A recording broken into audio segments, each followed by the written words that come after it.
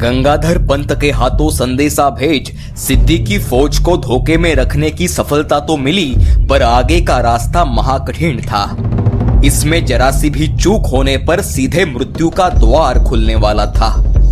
पन्हाड़गढ़ से निकलकर जाना था विशालगढ़ पर, जहां जसवंतराव और बाकी सरदार पहले से ही ताक लगाए बैठे थे।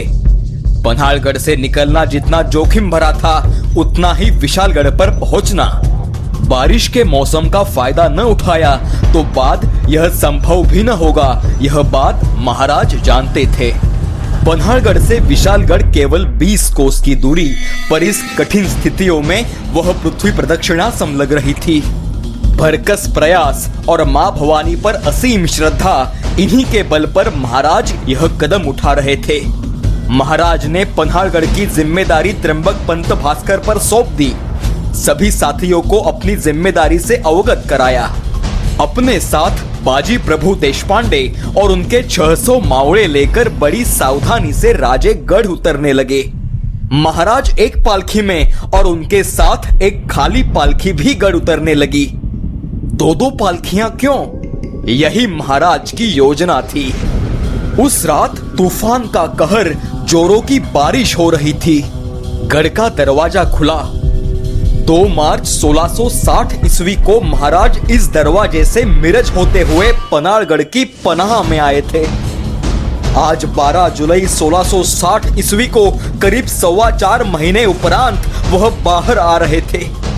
जासूस सबसे आगे, उनके पीछे 600 मावड़े मशाल की लो में गढ़ उतर रहे थे। साथ में महाराज और एक खाली पालकी। आधा पर्वत पार हुआ। अब बेचैनी बढ़ रही थी, क्योंकि सिद्दी की फौज नीचे ताक लगाकर बैठी थी। बाजी प्रभु और मावड़ों ने सिद्दी के घेरे में प्रवेश किया, पर जासूसों ने खोज निकाला यह रास्ता न सिद्दी जानता था, न ही उसकी फौज। जोरों की बारिश और महाराज ने भेजा पैगाम, इसके कारण सिद्दी के हाशिम डेरों में बैठकर कल शिवाजी शरण में आने की बातों में लीन थे। फिर भी डर तो था ही, किसी एक हाशिम को भी संदेह हुआ तो आफत।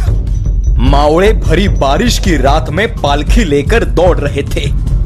महाराज आखिर सिद्दी के घेरे से पार हुए। सिद्दी को कानो कान खबर भी न लगी। अब पालखी विशालगढ़ की ओर भागने लगी।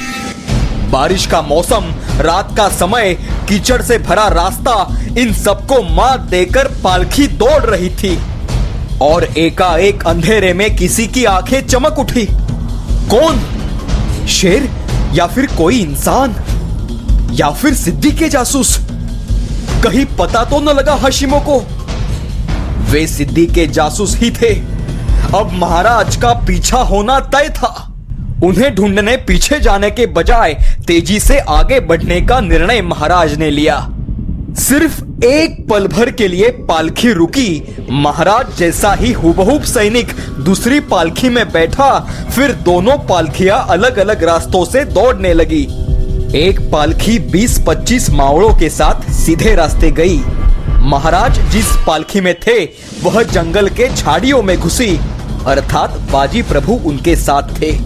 सिद्दी को पता लगने पर उसे चकमा देने की यह योजना महाराज की सोची समझी चाल थी। डर अब भी सिर पर मंडरा रहा था। आखिर सिद्दी के जासूसों ने डेरे में खबर दी, दुश्मन भाग गया, धोखा हुआ, भागो, पीछा करो। मावड़े अपनी जान की बाजी लगाकर पालखी विशालगढ़ की तरफ दौड़ा रहे थे। महाराज को उनकी स्वामिनिष्ठा और मेहनत देख जी भर आया, लेकिन स्वराज्य हेतु यह कठिन कार्य भी होना था। जौहर के छावनी में यह खबर हवा सी फैली। शिवाजी भाग गया? ऐसे कैसे भाग निकला? अभी भी भाग रहा है विशालगढ़ की तरफ। यह खबर सुनते ही सिद्दी को मानो सांप सूंघ गया। खुद को संभालते हुए सामने सिद्दी मसूद को फरमान छोड़ा, दिलर मसाउद, तुम फौरन शिवाजी का पीछा करो। मेरे हाथों से एक बेनजीर नगीना निकल गया। हमारी आंखों में धूल झोंककर शिवाजी भाग गया। मसाउद, तुम ही उसका पीछा करो, जाओ। जौहर का हुक्म होते ही मसूद आपाधापी में 2000 घुड़सवार 1000 हाशिम लेकर विशालगढ़ की तरफ दौड़ पड़ा। यह सिद्दी मसूद बहुत ही होनहार तथा जाबाज सरदार था। साथ ही वह सिद्दी का जमाई था। हवा से बातें करते मानो उसका सैन्य दौड़ रहा था। काफी अंतर काटने के बावजूद कहीं भी शिवाजी का अता पता न चला। आखिर 20-25 लोग और एक पालकी दौड़ती हुई देखी तो मसूद की सेना में खुशी की लहर दौड़ उठी। शिवाजी मिल गया, पकड़ो उसे, धर दबोचो। पालकी में बैठे महाराज तथा उनके 20-25 सैनिकों को पकड़कर उसने फिर पन्हाड़गढ़ की तरफ कूच किया। उसके मन उसी क्षण सफलता के लड्डू फूट रहे थे। उसने मराठा स्वराज्य के राजा शिवाजी को धर दबोचा था। छावनी में खबर पहुंची। भागते शिवाजी को मसूद ने पकड़ा। जौहर को अपने दामाद पर गर्व हुआ। बेसब्री से कैदी शिवाजी की पालकी आने की राह देखने लगा। आखिर पालकी छावनी में आई। पूछताछ करने पर कुछ हाशिमों को संदेह हुआ। उन्होंने शिवाजी को पहले देखा था। छानबीन से ज्ञात हुआ यह तो सिवा नहीं है जो महाराज बन पालकी में सवार था। जौहर के तो होश उड़ गए। मारे गुस्से आग बबूला हुआ सिद्दी मसूद पर गरज पड़ा।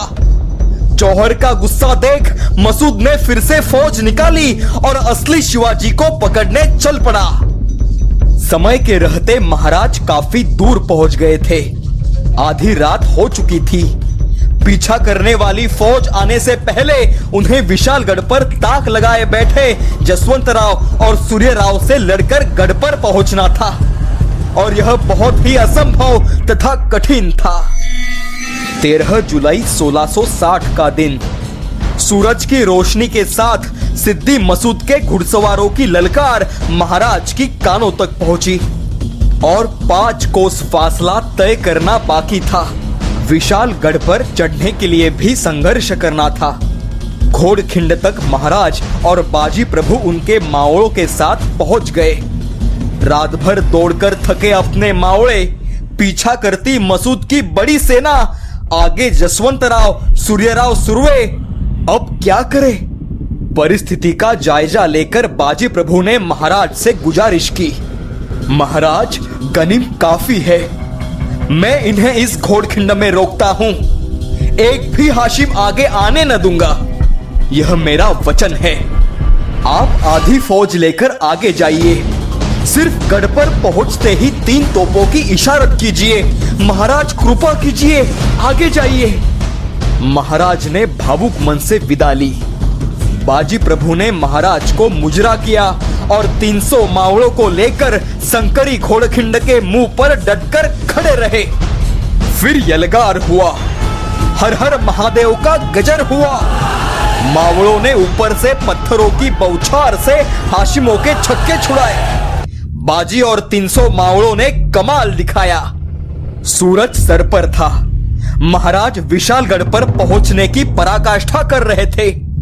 ऐसे में जसवंतराव और सूर्यराव की फौज को भनक लगी। खासा शिवाजी और उसके मावड़े गढ़ पर जाने हेतु यहां आ रहे हैं। सूर्यराव महाराज के काफिले पर धावा बोले। विशालगढ़ के तल पर लड़ाई शुरू हुई।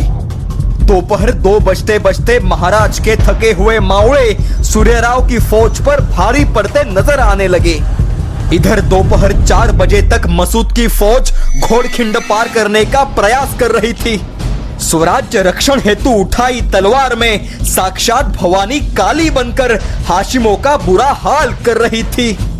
महाराज की आस्था भवानी की कृपा ने मानो मावड़ों में 100 हाथियों का बल भरा था। बाजी प्रभु और उनके मावड़ों को इंतजार था विशालगढ़ से होने वाली 3 तोपों की इशारत का। कल रात लगातार 21 घंटे दौड़कर हाशिमों से लड़कर उनका शरीर थक चुका था, देह घावों से भर चुका था। फिर भी वे लड़ते रहे, लेकिन अब तक तोपों की इशारत न हुई। घोड़खिंड खून से लहूलुहान हो रही थी। इतने में पहली तोप, फिर दूसरी और फिर तीसरी तोप की इशारत कानों पर पड़ी। महाराजगढ़ पर पहुंचे, यह इशारत होते ही लड़ते मावड़ों में खुशी की लहर उठी। लहूलुहान थके भारे बाजी प्रभु प्रसन्न मुद्रा से आगे बढ़े। कानों में महाराज की आवाज गूंज रही थी, शाबाश बाजी, अब आ जाओ, मैं पहुंच चुका हूं गढ़ पर। तभी वार हुआ। बाजी के आर्त स्वर में आसमान गूंज उठा। शत्रु सैन्य में से किसी ने मौका देखकर वार किया था। बाजी गिर गए। खून से लथपथ घोड़खिंड बाजी के बलिदान से पावन हो रही थी। बाजी शहीद होते देख मावड़े पीछे हटे। उनका कार्यभार संपन्न हुआ था। स्वराज्य रक्षक महाराज विशालगढ़ पर पहुंच चुके थे। मावड़े झाड़ियों में गायब हो गए। बाजी के ये 300 जाबाज मावड़े मसूद के 3000 पर भारी पड़े। 6 घंटों तक घमासान युद्ध हुआ। मसूद आगे बढ़ा, सीधा विशालगढ़ के तल तक पहुंचा। जसवंतराव सूर्यराव उसे आ मिले। शिकार हाथ से उड़ निकली थी। आखिरी प्रयास में तीनों ने मिलकर विशालगढ़ को घेरने की तैयारी की। महाराज को खबर मिलते ही उन्होंने नई उत्साहित उमंग से ओतप्रोत फौज भेजी। महाराज के पहुंचने से मराठा फौज में चैतन्य का संचार हुआ था। उसी आवेश में उन्होंने नीचे आकर कत्लेआम मचाया। तीनों को भी जान बचाकर भागना पड़ा। यहां जौहर अपने जमाई की राह फजाई कर रहा था। उसे यकीन था वह शिवाजी को पकड़ने में कामयाब होगा, लेकिन शिवाजी हाथ से छूटा, यह खबर सुनकर सिद्धि बड़ा दुखी हुआ। 4 महीनों की मेहनत एक रात रंग लाते लाते बेरंग हो गई। अब बीजापुर किस मुंह से लौटे, बादशाह के सामने कैसे जाए? इसलिए कम से कम पन्हाड़गढ़ जीतने का निश्चय कर वह लड़ने लगा। इधर शाइस्ते खान चाकण किले को घेर कर बैठा था। रोज उसके सैनिक मर रहे थे, पर जाबाज मराठे डटे रहे। बाजी प्रभु के बलिदान की खबर सुनकर महाराज को बड़ा दुख हुआ। स्वराज्य रक्षण हेतु एक और पुण्यात्मा की समिधा यज्ञ में स्वाहा हुई थी। महाराज ने बाजी प्रभु की परिवार सांत्वना की, पर उनकी मातम पुरसी करने यहां कोई भी न था। सिद्धि जौहर पूरी ताकत से पन्हाड़ा जीतने की कोशिश कर रहा था। त्र्यंबक भास्कर अपनी जिम्मेदारी बखूबी निभा रहे थे। अब अंग्रेजों की परेशानी बढ़ी। उनकी चाल उल्टी पड़ गई थी। महाराज की रिहाई और सिद्धि को दिया साथ उन्हें महंगा पड़ने वाला था। इतिहास में स्वर्णिम अक्षरों से अंकित हो ऐसा कार्य कर गए बाजी प्रभु। अपनी अंतिम सांस तक उन्होंने गनीमों को रोके रखा। स्वराज्य निर्माण के इतिहास में ऐसे एक एक जाबाज वीर मिलेंगे जिन्होंने अपने प्राणों की आहुति देकर स्वराज्य रक्षा की। धन्य बाजी और वह सारे वीर और उनमें राष्ट्रभक्ति का स्फुल्लिंग जलाकर स्वराज्य निर्माण करने वाले महाराज, जिनके स्पर्श से ये सारे मावड़े स्वर्णिम हो इतिहास में हीरे बनकर चमक रहे हैं। यह इतिहास अमर है।